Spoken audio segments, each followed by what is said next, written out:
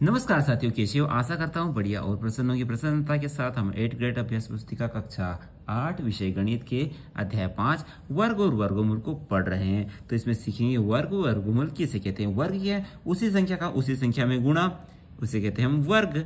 और वर्गमूल क्या होता है? अब यह संख्या, इसका वर्गमूल क्या होगा? तो यह संख्या कैसे प्राप्त हुई है? किसी संख्या में उसी संख्या गुणा करने पर प्राप्त हुआ तो वह जड़ यानी मूल क्या होगा, वह वर्गमूल कहलाएगा। चलिए कुछ प्रश्न करते हैं ताकि और चीजें समझ में आ जाएगी।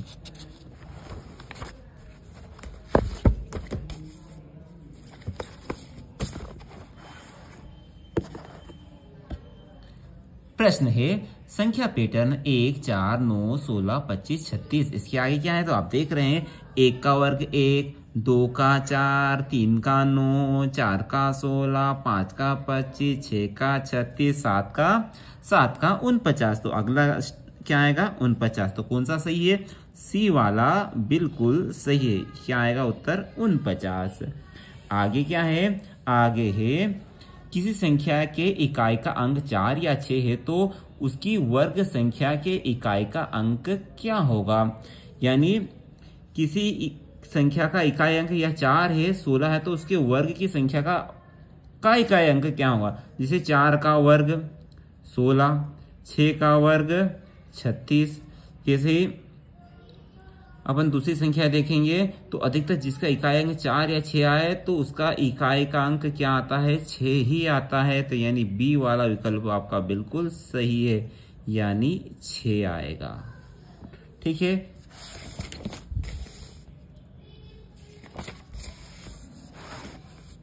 अगला प्रश्न है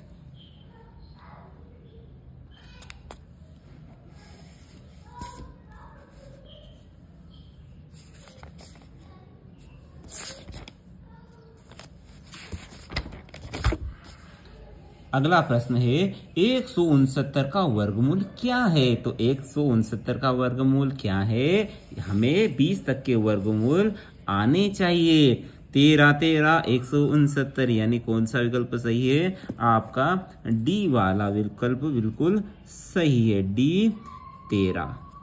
अगला क्या है? किसी 6 सेंटीमीटर भुजा वाले वर्ग का क्षेत्रफल ज्ञात कीजिए। तो क्षेत्रफल का सूत्र क्या होता है? वर्ग के लिए भुजा गुणित भुजा, यानी 6 गुणित 6, यानी 6 का वर्ग, यानी 6 6 36। सेंटीमीटर है तो सेंटीमीटर और सेंटीमीटर तो सेंटीमीटर का वर्ग हो जाएगा। तो कौन सा सही है? 36 वर्ग सेंटीमीटर, यानी आपका डी वाला विकल्प बिल्कुल सही है, 36 सेंटीमीटर का वर्ग या वर्ग सेंटीमीटर। अगला प्रश्न है 5.5 मीटर भुजा वाले एक वर्गाकार कमरे में कालीन बिछाने के लिए कितने वर्ग मीटर कालीन की आवश्यकता होगी। यानी वही भुजा गुणित भुजा। ठीक है, यानी 5.5 का गुणा 5.5 में करेंगे तो क्या मिलेगा? तो 5.5 गुणित 5.5 तो क्या मिलेगा? 5 छक्का 30 और 5 25 और 2 स्थान छोड़ 1 और 2, यानी ये उत्तर आएगा। तो ये कौन सा उत्तर सही है? ये आपका ए वाला विकल्प बिल्कुल सही है, वर्ग मीटर। ठीक है।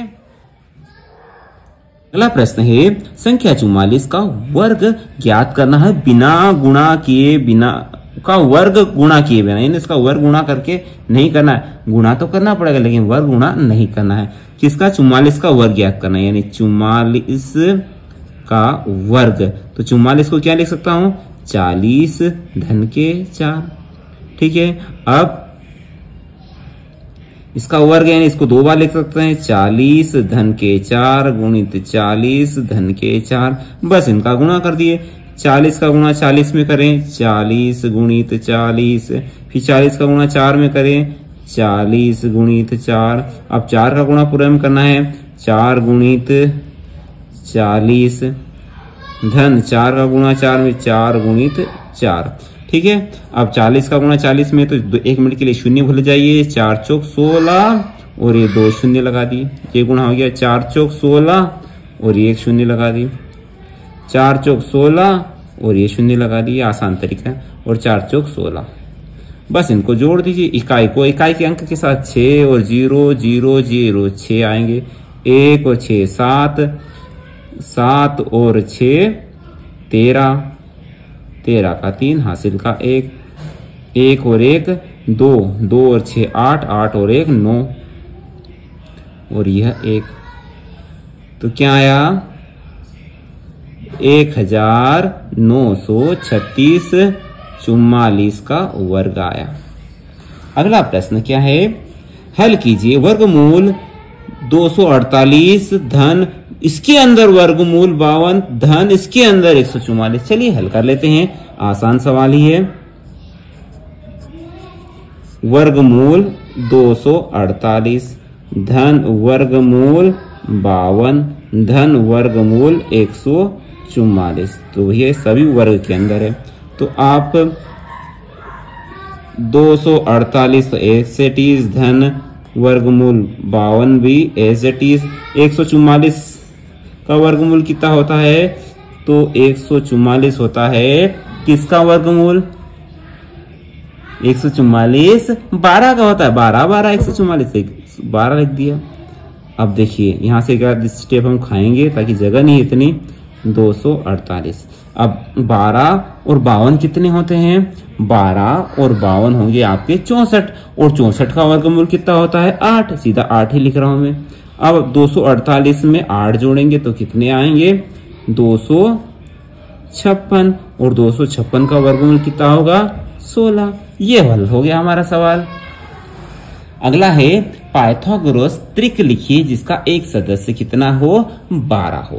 पाइथागोरस त्रिक में कितने होते हैं, m square minus 1 m square plus 1 और होता है 2m। ठीक है, किसी में से भी बराबर देखिए m स्क्वायर माइनस 1 होता है, m स्क्वायर प्लस 1 होता है और एक होता है 2m।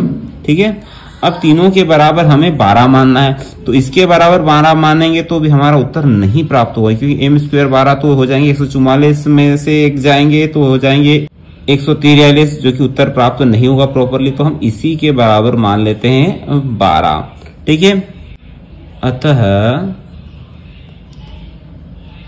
2m बराबर 12, तो m बराबर कितना हो जाएगा 12/2 यानी 2 छंग 12। m का मान निकाल लिया। अब m का मान इन दोनों में रख लीजिए। ठीक है, तो हमें पाइथागोरस त्रिक प्राप्त हो जाएगी। m स्क्वायर माइनस 1 बराबर, तो m का मान कितना है 6 स्क्वायर माइनस 1, तो 36 माइनस 1 यानी आया 35। ठीक है, ये दूसरा सदस्य या तीसरे के लिए क्या m स्क्वायर माइनस 1 यानी m का मान है आपका 6 और 6 का वर्ग 36 ऋण, सॉरी यहाँ क्या आएगा एक धन का रहेगा, धन 1, तो क्या हो जाएगा 36 और 1 37। तो पाइथागोरस त्रिक प्राप्त हो गई है। क्या मिला हमें 12 था ही सही एक सदस्य, दूसरा सदस्य 35 आया, तीसरा आया 37। ये हो गए पाइथागोरस त्रिक। आशा है उम्मीद है उक्त प्रश्न आपको समझ में आया होगा। अगला प्रश्न है अभाज्य गुणनखंड विधि से संख्याओं का वर्गमूल निकालना है। तो चलिए निकाल लेते हैं। पहला क्या है 1296 अभाज्य गुणनखंड करने हैं, तो पहले किसका भाग लगाएंगे अभाज्य संख्या 2 का, क्योंकि 2 का भाग चला जाता है, इकाई के स्थान पर 6 तो दे दीजिए। 2 का भाग दिया तो 2 छंग 12, 2 चौक 8, 8 आए 4 बार में बचेगा 1, 16 हो जाएंगे, 2 अठी 16, फिर 2 से भाग चला जाएगा, 2 तिया 6, 2 दूनी 4, 2 चौक 8, फिर 2 से भाग चला जाएगा, 2 एकम 2 बचेगा 1, 12 हो जाएंगे, 2 छंग 12 और 2 दूनी 4, फिर 2 से भाग लगाइए, 2 अठी 16 और 2 एकम 2। अब 2 से भाग नहीं जाएगा, अब किससे जाएगा 3 से जाएगा, 3 दूनी 6 बचेंगे 2, 21 हो जाएंगे, 3 सतो 21, फिर 3 का जाएगा, 3 नम 27, फिर 3 से जाएगा, 3 तिया 9 और फिर 3 से जाएगा, 3 एकम 3। ठीक है, यह 9 है।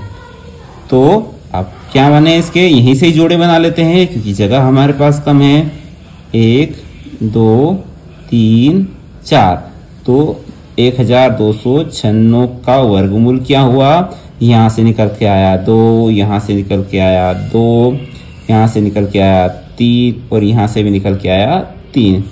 तो 2 दूनी 4 और 4 त्रि 12 और 12 चौक कितने, 2 दूनी 4, 4 त्रि 12, 12 12, 12 24, 12 तिया 36, यानी 1296 का वर्गमूल आया 36। अगला प्रश्न क्या है, अगला है 289 का वर्गमूल निकालना।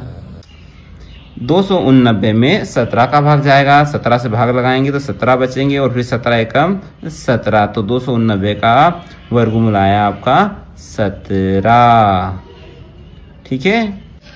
अगला प्रश्न है, वह छोटी से छोटी संख्या ज्ञात कीजिए जिसमें 600 को भाग देने पर वह पूर्ण वर्ग संख्या बन जाए। यानी इसमें किस संख्या का भाग दे दें कि ये पूर्ण वर्ग संख्या बन जाए। अभी ये पूर्ण वर्ग संख्या नहीं है, इसके हम गुणनखंड निकाल लेते हैं तो पता चल जाएगा किस चीज की गुणा करें, भाग करें। ठीक है, 2 का भाग देंगे क्योंकि सम संख्या है। 2 तिया 6, 2 शून्य 0, 2 शून्य 0, फिर 2 का भाग जाएगा, 2 एकम 2 बचेंगे यहाँ से 1 क्योंकि 3 थे तो हो जाएंगे आपके 10, 2 पंजे 10 और 2 शून्य 0, फिर 2 से भाग लगाइए, 2 तो सती 14, 7 बार में आए 14 थे 15, 1 बचेगा तो 10 हो जाएंगे, 2 पंजे 10। अब 2 का भाग जाएगा नहीं, अब 75 है, किसका भाग जाएगा, तो 7 और 5 होते 12, तो 3 का बिल्कुल जाएगा इसमें, 3 दूनी 6 बचेगा 1, 15 हो जाएगा, 3 पंजे 15, अब 25 आया तो 5 का ही जाएगा, 5 एकम 5 और फिर 5 एकम 5।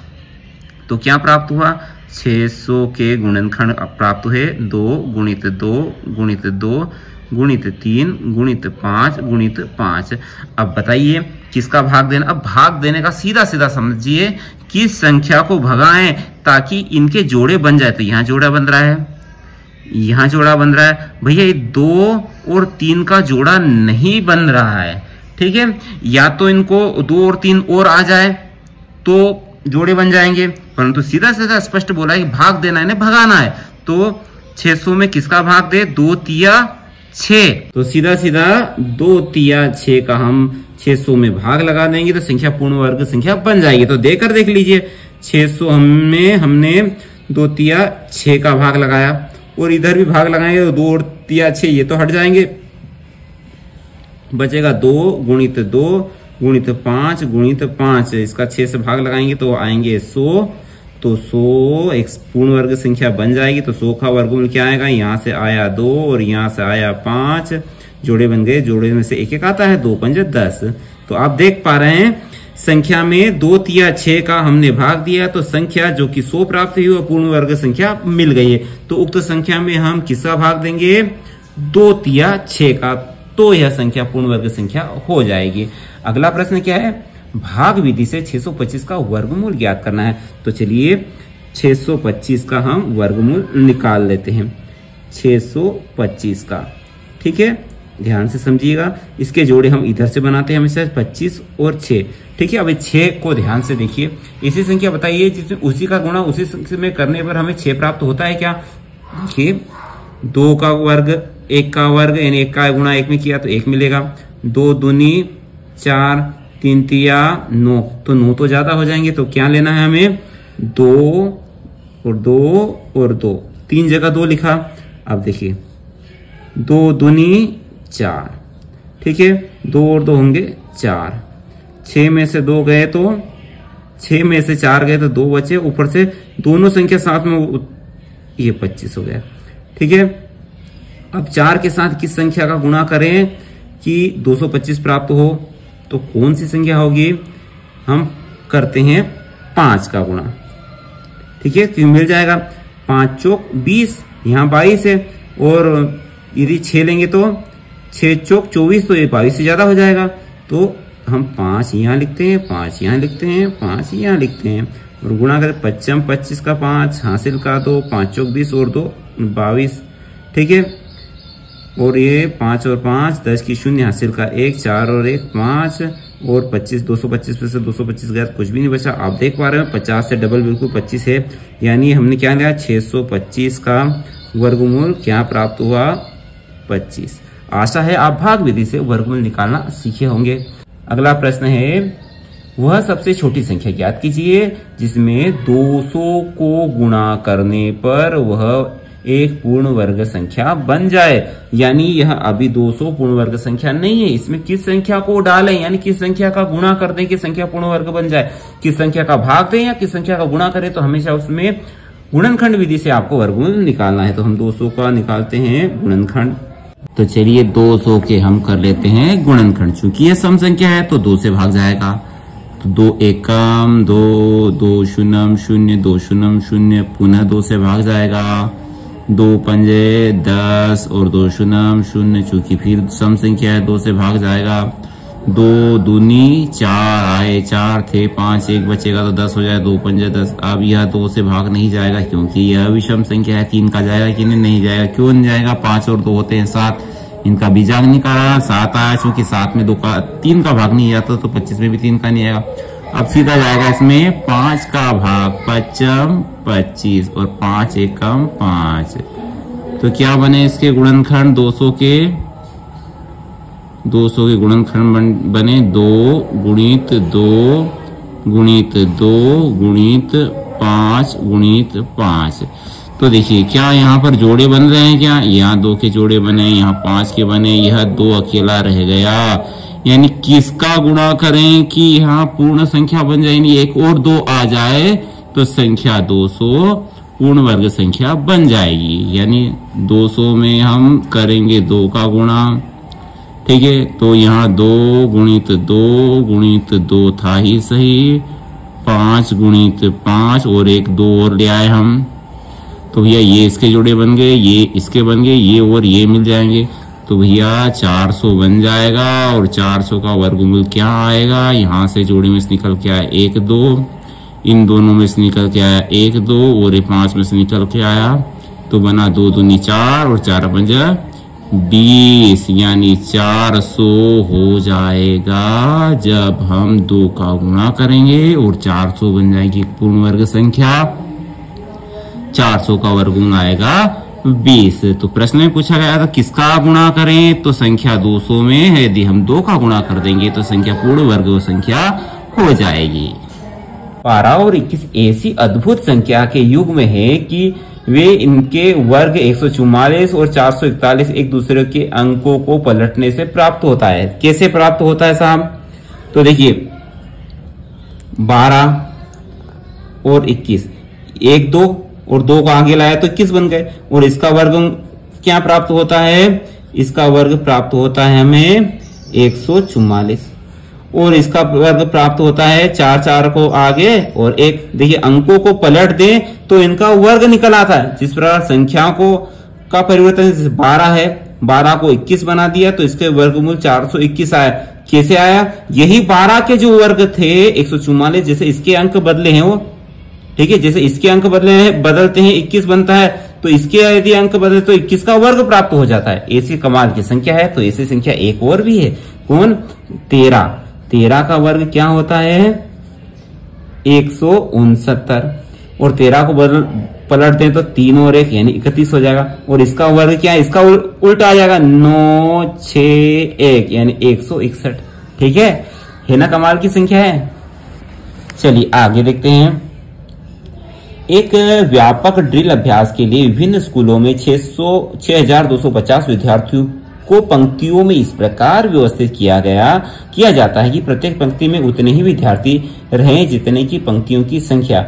ऐसा करने पर प्रशिक्षक यह पाता है कि 9 विद्यार्थी शेष रह जाते हैं।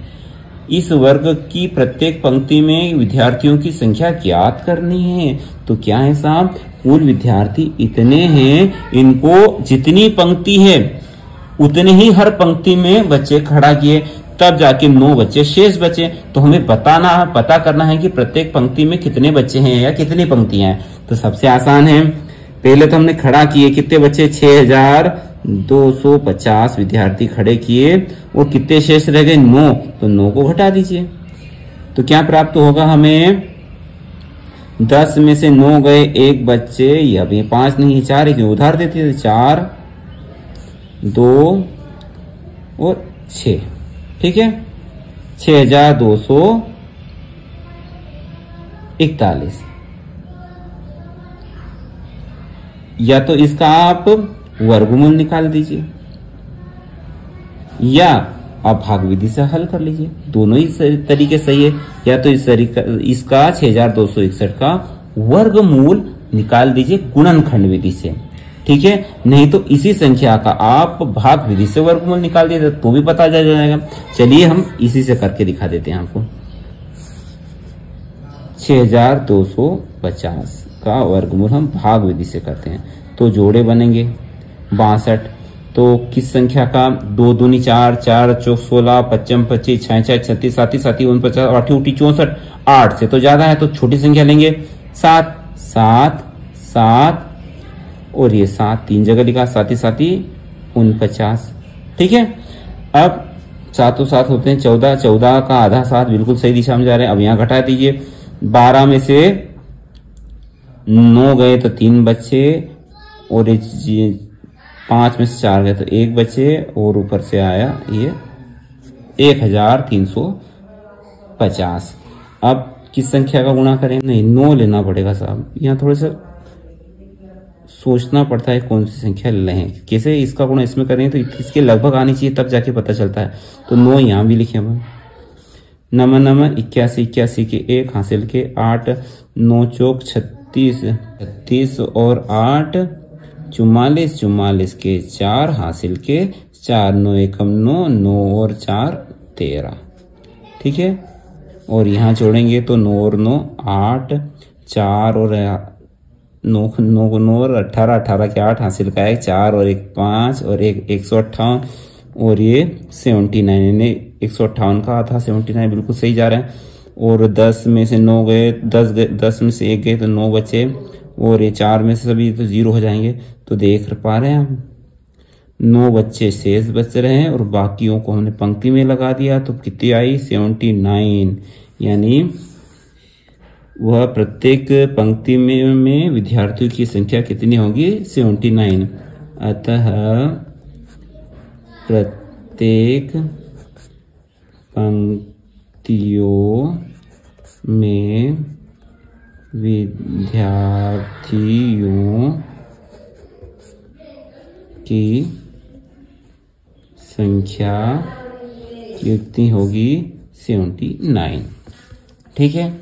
अगला प्रश्न क्या है, अगला प्रश्न है आप अपने घर के उत्तर की ओर चलते हैं, ठीक है। तो साहब ये मान लेते हैं अपन उत्तर, ठीक है, और उत्तर की ओर चलते हैं, ये अपना घर हो गया। आप अपने घर से उत्तर की ओर चलते हैं, ये साहब उत्तर की ओर हम चले, ठीक है। चलते हुए फिर मुड़कर पश्चिम की ओर चलने लगे तो यह पश्चिम है, ठीक है। इधर क्या है पश्चिम, ताकि आप अपने मित्र के घर पहुंच जाए। ये भैया हमारे मित्र का घर हो गया, ठीक है। अब लौटते समय आप अपने मित्र के घर से अपने घर तक के विकर्णतः चाल चलते हैं, यानी आप ऐसे नहीं चलेंगे, आप विकर्ण यानी ऐसे बिल्कुल ऐसे चलेंगे, ठीक है। तो लौटते समय आपने कितनी दूरी करी, तो देखिए दूरी तो बता नहीं सकते, क्यों, क्योंकि यहां ऐसा बोला ही नहीं है कि आप घर से उत्तर की ओर कितनी दूरी तय की, फिर उत्तर से मित्र के घर तक जाने में कितनी दूरी तय की, यह तो बताया नहीं। तो कैसे पता करें, तो यह दूरी कितनी है, यह दूरी है घर से उत्तर तक की और ये उत्तर से मित्र के घर की।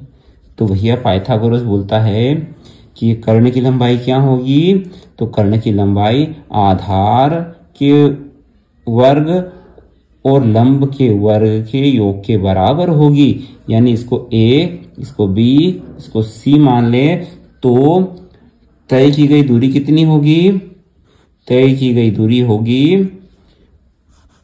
वर्गमूल में, क्योंकि हम तय की गई दूरी पता कर रहे हैं, कि दूरी का वर्ग है, वर्ग हटेगा तो वर्गमूल आ जाएगा। ए बी का वर्ग धन बी सी का वर्ग, इसको सी मान लिया है, ठीक है।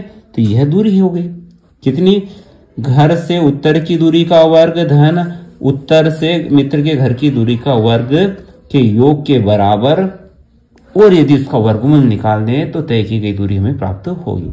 आशा करता हूं उक्त सभी प्रश्न आपको समझ में आए होंगे। उसमें कोई त्रुटि हो तो अवश्य कमेंट बॉक्स में लिखिए, ताकि दूसरे बच्चे उस गलती को दोहरा ना सके। अगले वीडियो तक जय हिंद, जय भारत, वंदे मातरम।